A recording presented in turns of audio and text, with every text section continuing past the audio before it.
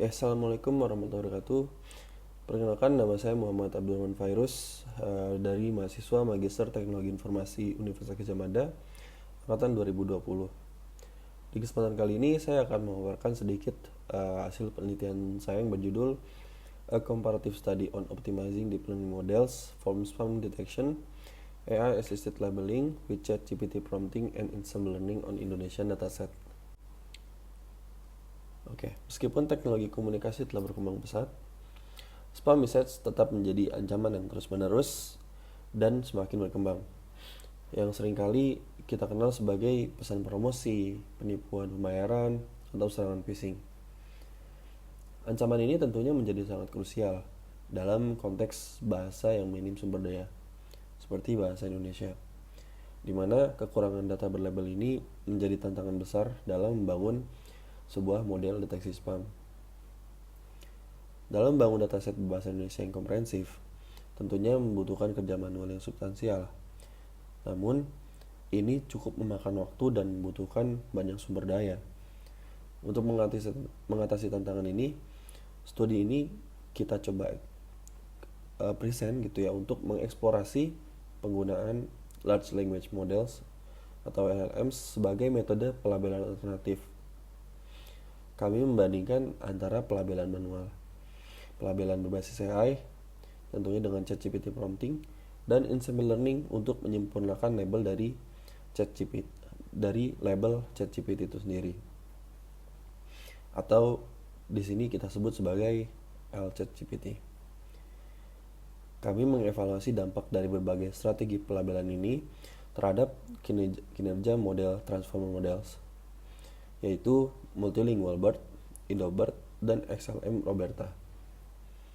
Dengan membandingkan performa ketiga model tersebut dalam berbagai strategi pelabelan, kami bertujuan untuk menunjukkan bahwa pelabelan berbasis AI dapat meningkatkan performance model transformer dalam tugas deteksi spam dibandingkan dengan human gitu ya. Khususnya untuk bahasa-bahasa yang kurang mendapatkan sumbangan sumber daya, atau di sini kita sebut sebagai low resource language. Selanjutnya, terdapat dua pertanyaan mendasar pada penelitian ini. Yang pertama, bagaimana perbandingan antara pelabelan menggunakan ChatGPT dengan pelabelan manusia dalam meningkatkan kinerja model deep learning untuk mendeteksi spam pada dataset berbahasa Indonesia. Yang kedua, apa dampak dalam menggabungkan ensemble learning dengan pelabelan ChatGPT terhadap kinerja model deep learning dibandingkan dengan pelabelan manusia dan pelabelan ChatGPT itu sendiri gitu ya, dalam tugas deteksi spam pada dataset berbahasa Indonesia. Kemudian dari pertanyaan-pertanyaan tersebut, kita berangkat untuk melakukan review atas literatur-literatur yang menjadi landasan dari penelitian ini selama 5 tahun terakhir. Ya, di tahun 2020 dilakukan penelitian oleh Kumar terkait dengan email spam detection menggunakan algoritma machine learning. Tahun 2021, penelitian oleh Rahma melakukan penelitian terkait dengan deteksi surreal spam dan non-spam bahasa Indonesia menggunakan metode naive Bayes. Di tahun 2022, Sahmud melakukan penelitian terkait dengan spam detection menggunakan BERT. Di sini sudah mulai dilakukan spam deteksi menggunakan deep learning gitu ya. Oke, kemudian tahun 2023, Bob Day juga melakukan email spam detection menggunakan hibridisasi SVM dan random forest. Di tahun 2024, penelitian oleh Hu terkait dengan evaluasi performance dari ChatGPT untuk spam email detection. Di tahun 2024 dilakukan penelitian oleh Nasution terkait dengan ChatGPT label comparing the quality of human generated dan NLM generated annotation in low resource language NLP task. Selanjutnya, penelitian oleh Amin terkait dengan deteksi spam berbahasa Indonesia berbasis teks menggunakan model BERT. Dan yang terakhir, penelitian oleh Bitar terkait dengan ensemble learning based approach for email spam detection. dari literatur review yang telah kita sajikan gitu ya, bahwa penelitian ini menghipotesiskan integrasi antara pelabelan menggunakan ChatGPT dengan ensemble learning akan menghasilkan peningkatan performance untuk transform model pada task spam detection in low resource language seperti Indonesian dataset gitu ya. Oke, kemudian kita masuk ke metodologi penelitian yang dikembangkan. Di sebelah kiri ini ada sedikit step by stepnya gitu ya terkait dengan penelitian ini. Yang pertama mungkin kalau dilihat ada data collection, di mana di sini kita coba melakukan pengumpulan data gitu ya. Kemudian yang kedua ada data preprocessing, kita lakukan cleaning dan normalisasi atas teks tersebut. Yang ketiga, setelah kita kumpulkan dan bersihkan datanya, kita breakdown menjadi 3 strategi pelabelan gitu. Yang pertama human labeling, yaitu sebagai ground truth-nya, ChatGPT labeling. Nanti di sini untuk kedua dataset tersebut akan dilakukan prompting gitu ya pada ChatGPT dan hasilnya juga akan di-compare. Dan yang ketiga di sini ada LChatGPT labeling, dimana di sini ada prosesnya lagi gitu ya di dalamnya. Kemudian di sini kita akan coba masuk ke fitur extraction menggunakan TF-IDF, dimana kita coba convert gitu ya dari raw text ke dalam numerical representation dalam bentuk feature vector. Setelah itu baru masuk ke poin utamanya gitu, yaitu ensemble learning. Di sini kita coba menggabungkan model random forest, SVM dan XGBoost. Namun di sini ada dua komponen penting gitu, yaitu terkait dengan majority voting prediction dan confidence thresholding dari komponen ensemble learning itu sendiri. Nah, hasil dari pelabelan yang baru tersebut kita lakukan mini evaluasi gitu ya. Kita cek ketidaksamaan antara label tersebut dan distribusi labelnya. Setelah itu kita coba lakukan label encoding, di mana di sini kita coba representasikan gitu ya untuk ham sebagai 0 dan untuk spam kita representasikan sebagai 1. Dan masuk ke fine tuning bird classification, di mana di sini kita menggunakan pre-trained transform models gitu dari Hugging Face, yaitu menggunakan bird multilingual, InnoBird dan XLM Roberta. Nah, dari hasil tersebut kemudian kita coba evaluasi menggunakan standar performance evaluation matrix. Oke, masuk tahap pertama, yaitu pengumpulan data atau data collection. Kedua dataset tersebut diambil dari resource yang berbeda. Untuk dataset pertama kita temukan sebanyak 2.636 message yang terdiri dari 1.368 pesan spam dan 1.268 pesan non-spam. Dan di dataset kedua kita temukan 1.144 pesan, diantaranya 574 pesan spam dan 569 pesan non-spam. Tidak lupa untuk pelabelan ChatGPT kita lakukan upload ke ChatGPT untuk dilakukan prompting. Prompting yang dilakukan yaitu buatkan klasifikasi ham atau spam dengan akurasi terbaik masing-masing teks. Tentunya hasil dari prompting yang berbeda umumnya bisa berbeda hasilnya juga gitu ya.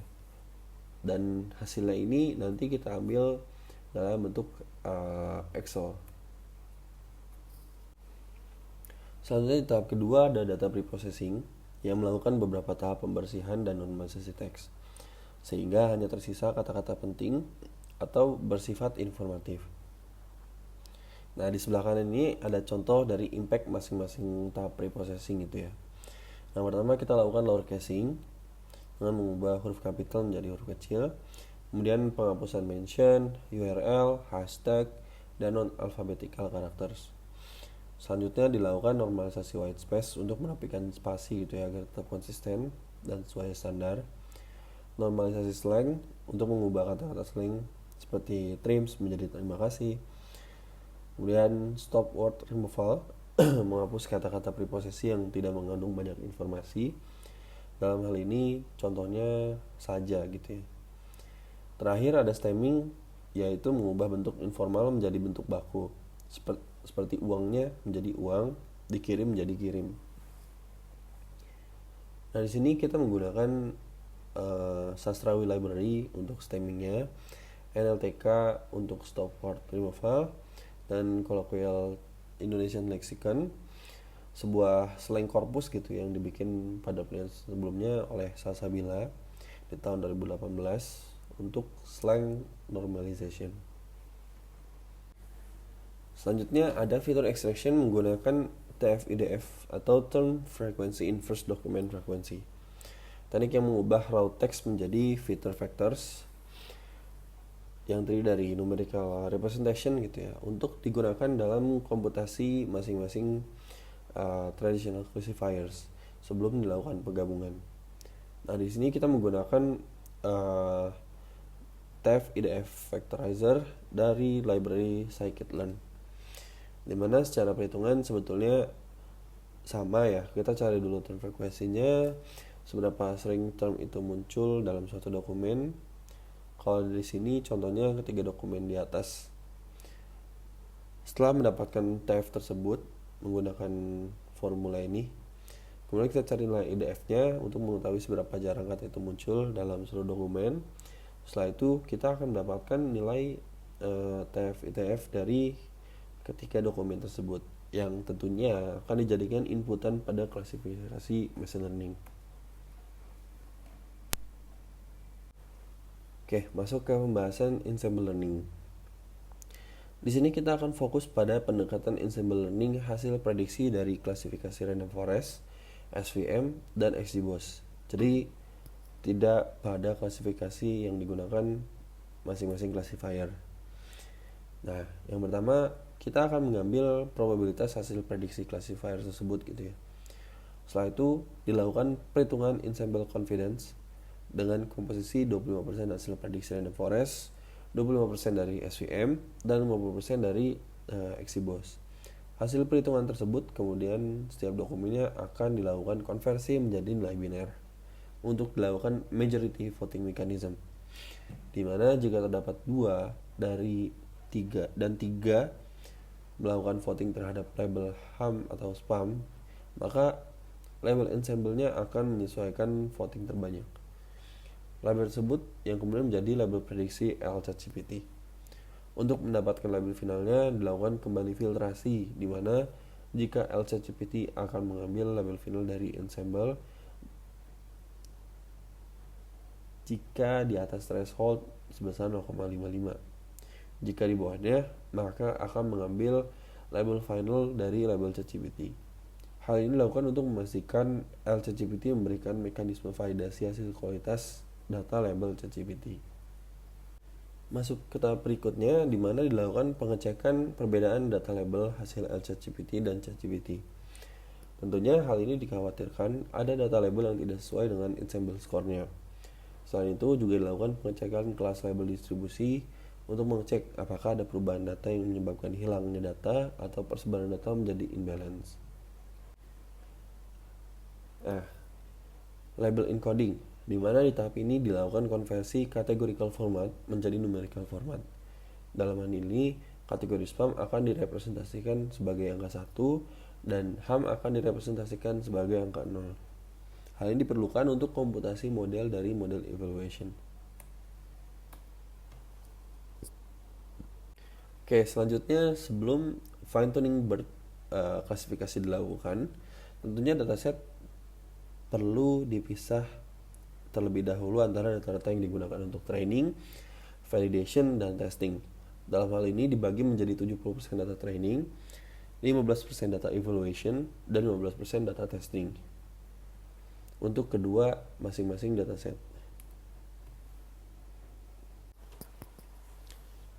Oke, kemudian di tahap fine tuning klasifikasi BERT ini tentunya ada beberapa nilai yang parameterized atau dapat diubah-ubah sesuai dengan kebutuhan model, di mana hyperparameter yang digunakan pada model BERT ini yaitu untuk model name-nya kita gunakan BERT-based multilingual uncase untuk multilingual BERT gitu ya. Kemudian Indo benchmark / Indo BERT base P2 untuk Indo BERT-nya. Dan yang ketiga Facebook AI XLM Roberta base untuk model XLM Roberta. Di sini tokenizer yang kita lakukan juga ada dua gitu ya, BERT tokenizer untuk multilingual BERT dan auto tokenizer untuk Indo BERT dan XLM Roberta. Dan di sini max length-nya kita atur 50 gitu ya. Frozen layers-nya di sini kita bukukan semua kecuali untuk layer 10 dan 11 atau bisa dikatakan dua layer terakhir gitu ya. Sehingga yang kita training di sini encoder layer 10 dan 11 dan classifier head, dimana classifier arsitekturnya yaitu yang pertama ada linear layer, batch norm, ReLU, dropout, linear, dan logs of max. Kemudian untuk dropoutnya kita atur di angka 0,6 dan 0,5 gitu ya. Dan batch size-nya di sini kita atur 16, epochs-nya 25, learning rate-nya 3 -6, kemudian loss function-nya menggunakan cross entropy loss. Oke, kemudian masuk ke performance evaluation, di mana evaluasi model ini dilakukan dengan melihat berbagai aspek seperti metrik standar, yaitu akurasi, precision, recall, advanced score untuk mengukur performa klasifikasi, grafik loss selama training untuk memantau proses pembelajaran, kurva erosi Ausi yang menilai kemampuan model untuk membedakan kelas secara keseluruhan, serta confusion matrix yang memperlihatkan jumlah prediksi benar dan salah pada setiap kelas, sehingga penilaian ini menjadi lebih menyeluruh dan komprehensif. Kemudian dari tabel yang disajikan ini kita lihat bahwa untuk Indonesian SMS POM dataset memperlihatkan bahwa ChatGPT labeling itu berhasil mengalahkan performance dari human labeling. Sedangkan untuk LCGPT labeling itu sendiri dia bisa mengalahkan hasil dari pelabelan ChatGPT. Meanwhile untuk email spam dataset, ChatGPT labeling juga mengalahkan performance dari human labeling. Namun untuk LCGPT labeling tidak memberikan signifikansi yang cukup baik gitu ya dari hasil pelabelan menggunakan ChatGPT. Oke, kemudian di sini kita bisa lihat hasil dari loss curve kedua dataset tersebut, dimana untuk Indonesia email spam dataset ini terlihat tidak ada overfitting maupun underfitting yang cukup signifikan gitu ya. Di sini kita juga bisa lihat bahwa untuk Indobert itu memiliki karakteristik ideal curve yang cukup baik gitu ya dibandingkan dengan model-model yang lain. Dan untuk Indonesia SMS POM dataset, di sini kita lihat sedikit overfitting gitu ya untuk model BERT multilingual. Dan yang paling baik juga tetap Indobert ya untuk model ini.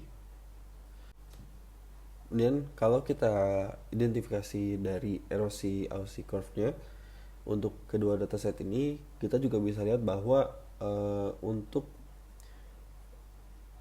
model Indobert menjadi model yang cukup baik gitu ya di antara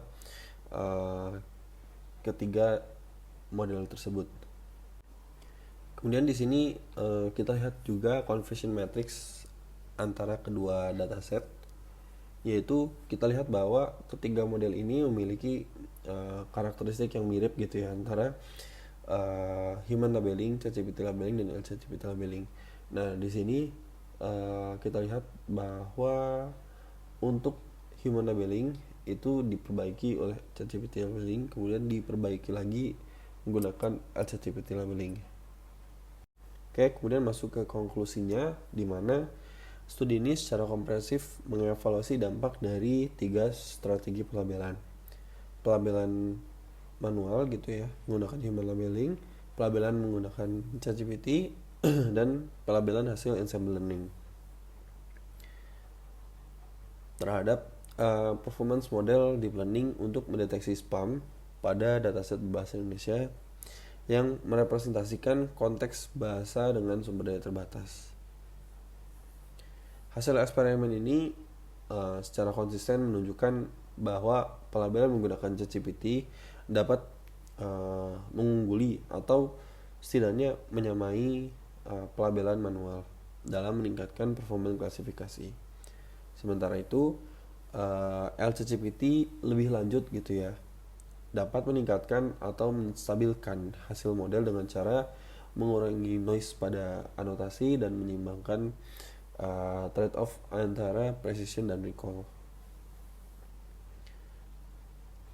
Pada dataset pertama, pelabelan ChatGPT menunjukkan peningkatan performance dibandingkan dengan pelabelan manusia gitu ya pada semua model. Sebagai contohnya, pada model Indobart akurasi meningkat 94, dari 94,95% menjadi 95,96%, dengan skor F1 naik dari 95,17% menjadi 96,04%. Sedangkan untuk nilai erosi Ausi sendiri meningkat dari 0,9492 menjadi 0,9610. Nilai test loss-nya juga menurun dari 0,2262 menjadi 0,2135. Pelabelan dengan LCGPT ini menghasilkan peningkatan yang bersifat marginal gitu ya, dengan skor F1 tertinggi di angka 96,12%, erosi sebesar 0,96 dan test loss terendah sebesar 0,1940. Kemudian untuk dataset kedua, nah ini menunjukkan peningkatan yang lebih signifikan gitu ya melalui LCGPT. Akurasi Indobart meningkat dari 95,35% menjadi 96,51%. Kemudian ditingkatkan lagi oleh LCGPT menjadi 97,67%. Skor F1-nya juga naik dari 95,51% ke 96,59%, kemudian menjadi 97,75%. Sementara untuk erosi Ausi ini meningkat dari 0,9535 menjadi 0,9650 dan akhirnya menjadi 0,9765 menggunakan LCGPT. Nilai test loss-nya juga menurun secara signifikan hingga mencapai 0,162. Kayak meskipun penelitian ini menunjukkan hasil yang cukup menjanjikan gitu ya dalam meningkatkan kualitas pelabelan menggunakan ChatGPT dan pendekatan ensemble learning, tentunya ada beberapa limitasi yang perlu diakui gitu ya untuk pengembangan selanjutnya. Yang pertama, ukuran dan keragaman dataset masih terbatas yang dapat mempengaruhi kemampuan generalisasi hasil ke domain yang lebih luas gitu ya atau di luar bahasa Indonesia. Yang kedua, eksperimen hanya dilakukan pada beberapa model deep learning, Indobart, Multilingual BERT, dan XLM Roberta, sehingga efektivitas pendekatan ini pada arsitektur model lainnya belum dicoba gitu ya. Yang ketiga, hanya ChatGPT yang digunakan sebagai model LLM untuk pelabelan. Padahal ada beberapa model LLM lainnya gitu yang mungkin dapat meningkatkan kualitas anotasi yang berbeda atau bahkan bisa lebih baik gitu ya.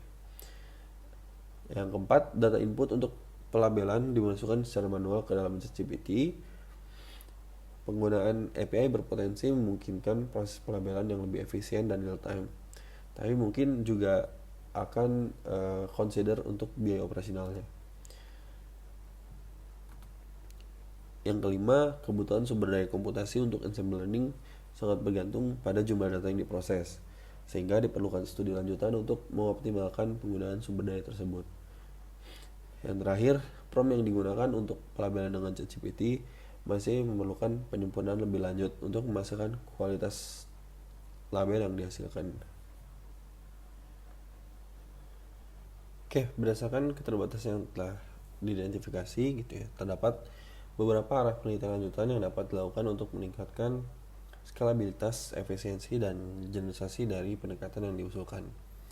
Beberapa di antaranya yaitu untuk meningkatkan ukuran dan keragaman dataset dengan menambahkan lebih banyak sampel dari berbagai domain dan bahasa guna mengevaluasi kemampuan generalisasi lintas domain atau lintas bahasa. Yang kedua, menerapkan strategi pelabelan dan penyempurnaan ensemble pada berbagai arsitektur model deep learning untuk menilai sejauh mana pendekatan ini dapat diaplikasikan secara lebih luas. Yang ketiga, melakukan eksperimen dengan menggunakan LLM lainnya gitu ya, seperti Llama, Palm, Claude, terus DeepSeek gitu ya, untuk membandingkan akurasi anotasi, konsistensi, dan efisiensi komputasi. Selanjutnya, mengoptimasi proses input data dan pembuatan label melalui API ChatGPT atau API LLM lainnya guna mengeksplorasi kemampuan pelabelan secara real time serta efektivitas biaya yang keluar. Selanjutnya, meneliti strategi alokasi sumber daya dan teknik skalabilitas yang efisien untuk metode ensemble, terutama ketika digunakan pada dataset yang berskala besar. Yang terakhir, melakukan studi sistematis terhadap desain dan penyetelan prompt gitu ya, untuk mengidentifikasi struktur prompt yang menghasilkan kualitas pelabelan yang terbaik pada berbagai konteks data. Oke, mungkin itu saja presentasi hasil penelitian yang telah saya usulkan. Kurang lebihnya mohon maaf. Wassalamualaikum warahmatullahi wabarakatuh.